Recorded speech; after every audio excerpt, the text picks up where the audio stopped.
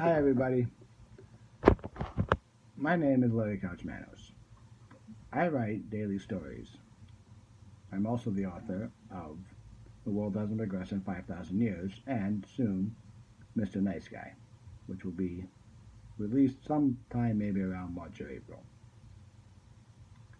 So every day on the weekdays, I do stories based on the news of the day. The stories are fictional, however, the news is true.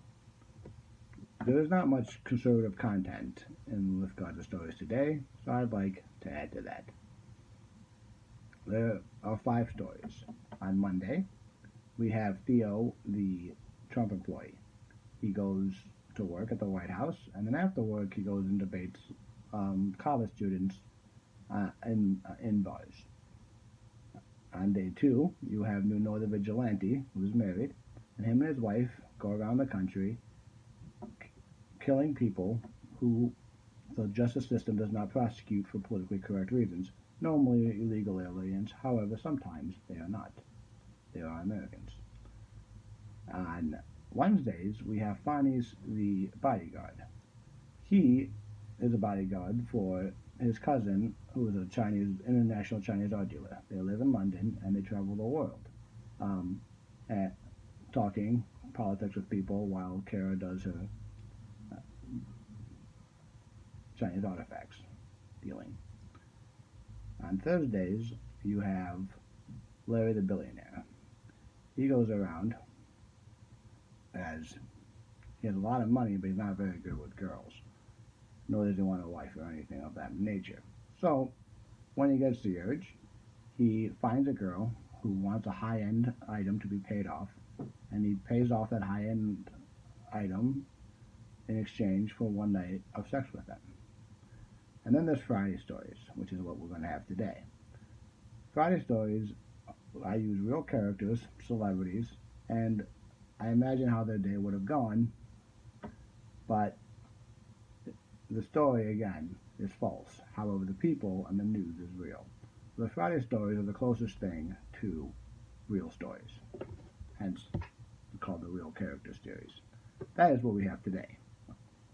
An episode in the Real Characters series. It's 2009, and Secretary of State Hillary Clinton is meeting with one of her largest donors, Victor Vekselberg. Vekselberg starts, I have a plan to set up a technology hub in Russia. It would be similar to your Silicon Valley in California. Hillary responds, like a place where cutting-edge technology-based companies are in the same area, sharing intellectual property to aid them in growing and advancing? Precisely. I do not edit these videos. I like it to be spontaneous, and the only thing that's scripted is the story. However, my reading it might not be clear or sharp. Precisely. I think it's a great idea. I'll make some phone calls to try to garner support for this and get other companies to sign on. Excellent. With America's backing, this will go a long way to get Russia back on the map.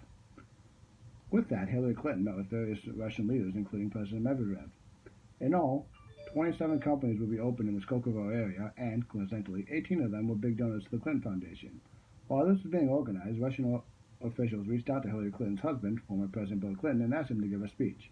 This is nothing out of the ordinary for Bill, as he has a reputation of being a great orator and is very adept at giving speeches. Despite the usualness of the request, the amount they were going to pay him for the speech was quite unusual.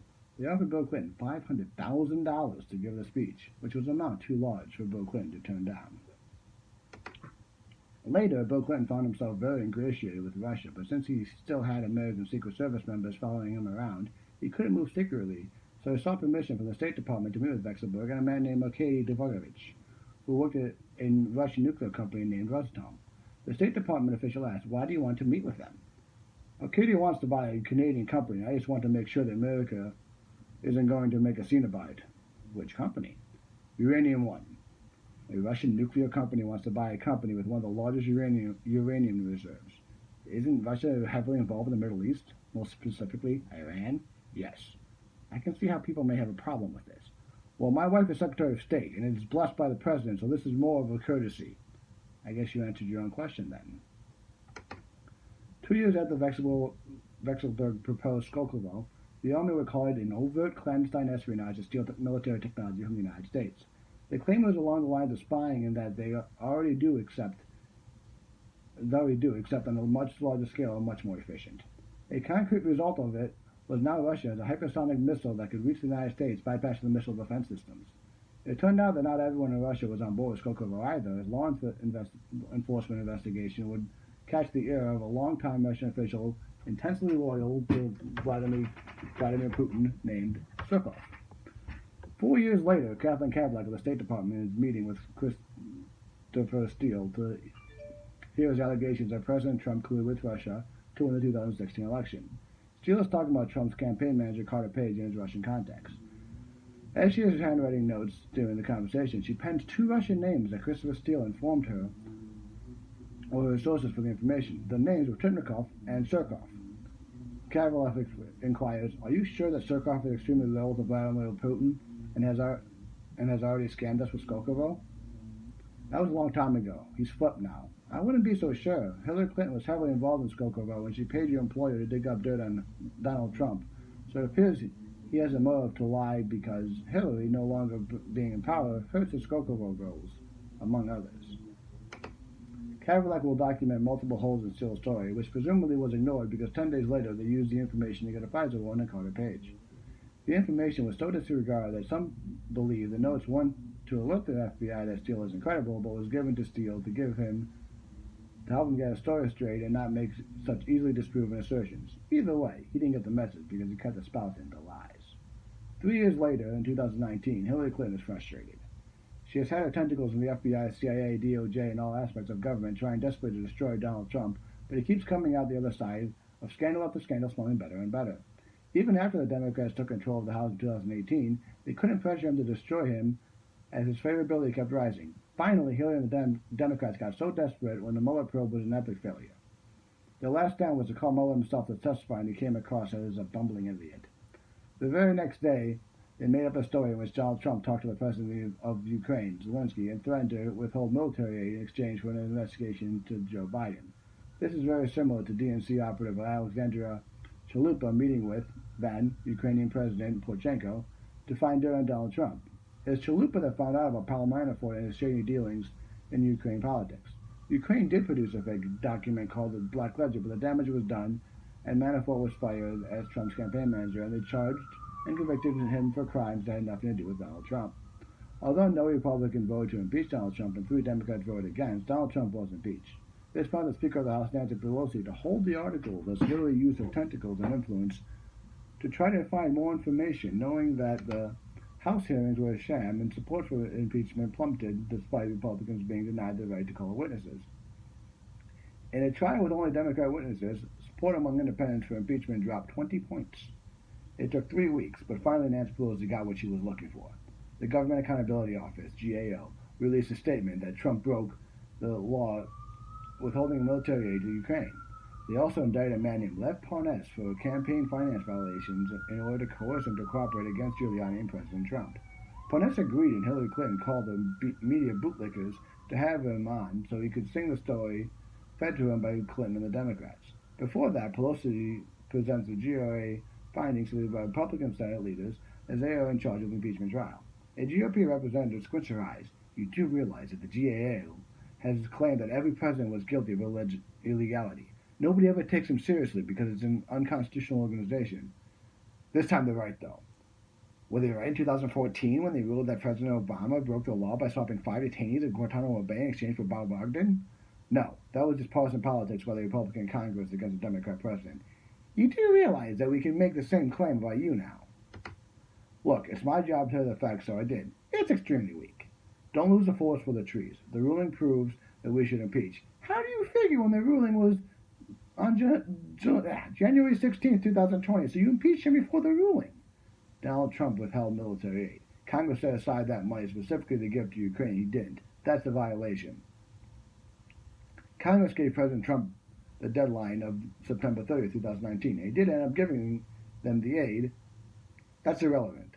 It's very relevant. The deadline was on September 30th, and we transferred the money on September 12, 2019. So how did he violate the GOA ruling? Pelosi shakes her head and storms out of the office. It appears the GAO isn't going to be the ace up their sleeve that they thought. When she reports this to Hillary, Hillary shakes it off. That's okay. Lev Parnas is really our star. Parnas tells everyone that will listen that he personally relayed the message to the Ukrainians that if they don't investigate Biden, they aren't going to get the aid.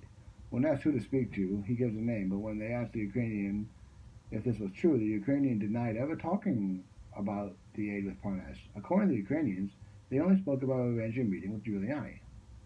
Upon Hillary's urging, Parnas has a meeting with the New York Times.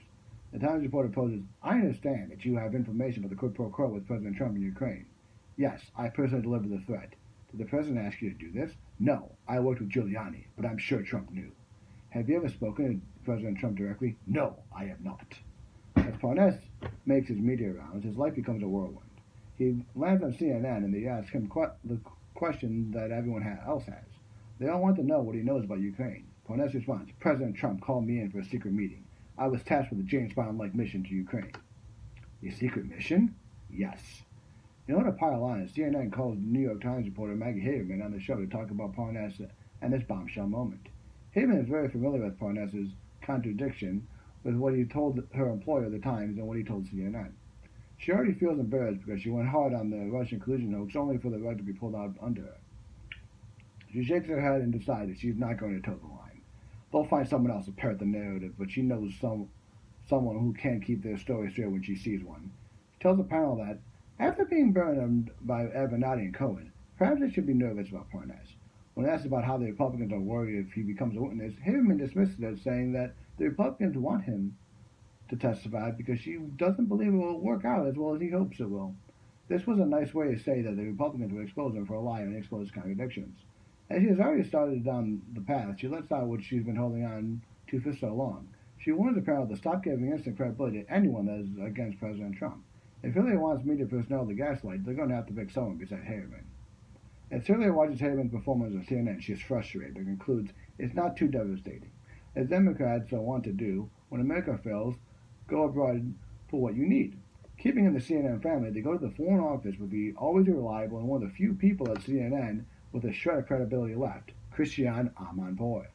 She tells the Ukrainian Minister of Foreign Affairs on her show to ask about Parnas threatening to withhold military aid. Hillary, believing Amanpour had a soft interview before going on air, so was aware what the minister will say, breathed a sigh of relief. And she finally thinks that Ukraine is going to back up her story. The Foreign Affairs Minister rejoins that he had never spoken to Les Parnas, and if he was going to make that threat, he should have made it to him. He goes on to talk about how he has a very close relationship with President Zelensky, and the Ukrainian president never mentioned Parnas. As if his statements weren't clear enough, he flat out tells Amanpour not to trust a word that Parnas is saying. He finally addresses the withholding of the aid by telling her that it is standard procedure to have the assistance reviewed twice a year to make sure that Ukraine is living up to their end of their bargain. So it wasn't a big deal if the aid was being held up. He again asserts neither he nor President Zelensky was aware that the aid was being held up, but adds that it doesn't surprise him that they were questioning it since it was standard to do so. Hillary bows her head as she watches yet another narrative fall apart. For if you're going to threaten Ukraine to withhold military aid, the foreign minister should be notified. Hillary takes out her phone and thinks to dial James Comey, as he can at least stick to a story, even if it is fabricated and outright lie. Before she clicks the green button to call, she remembers that Comey is under investigation for leaking classified information to the media. She clicks off the phone, realizing it's a bad idea. Finally, something happens to brighten her day. Former Congressman Trey Gowdy is on the news and being asked about Comey. Gowdy clarifies his statement that he doesn't like Comey, but admits that since Comey didn't want to tell Senate intelligence official the classified information, even though it was the committee's job to be briefed on classified information, he found it hard to believe he leaked to the media. Hillary isn't the only one watching, as Jim Corbett is also tuned in at his home. A confidant Comey taps on their shoulder. See? You're getting offended by people who hate you. This charge won't stick. Yeah, I'm just pissed at how often I was lied to. Was Brennan the still information? Well, that, but no, that's not what I'm talking about now. The thing that I leaked was Russian intelligence that they intercepted emails between Debbie Wasserman Schultz and Loretta Lynch. Saying what? That after Hillary wins the election, she'll be exonerated. So what? It was a hoax. There were no emails. The Russians were lying to me. We all make mistakes. The Russians are very good bullshit artists. Yeah, but few of us make statements trying to get ahead of the story. I don't recall this.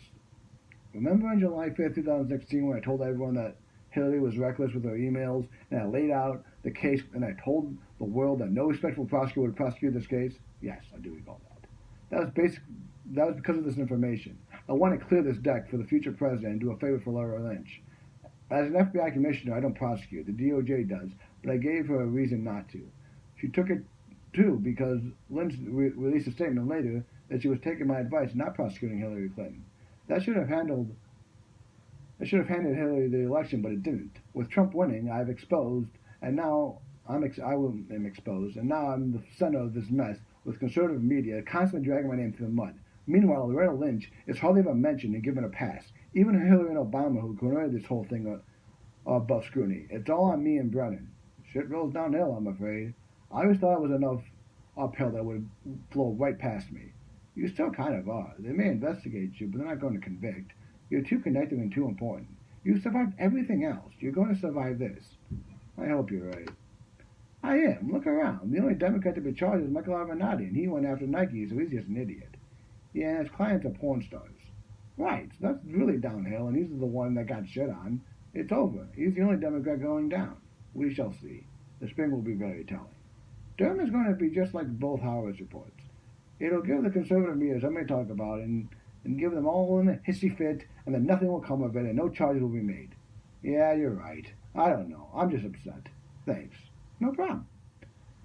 The Senate now has a decision if they're going to allow witnesses. 2020 is going to be very ugly and very partisan.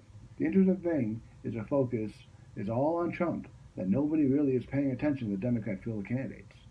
3 of them are going to have to sit in on impeachment hearings, so won't be able to campaign.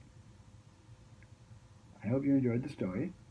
All stories can be read at larrycouchmanos.blogspot.com.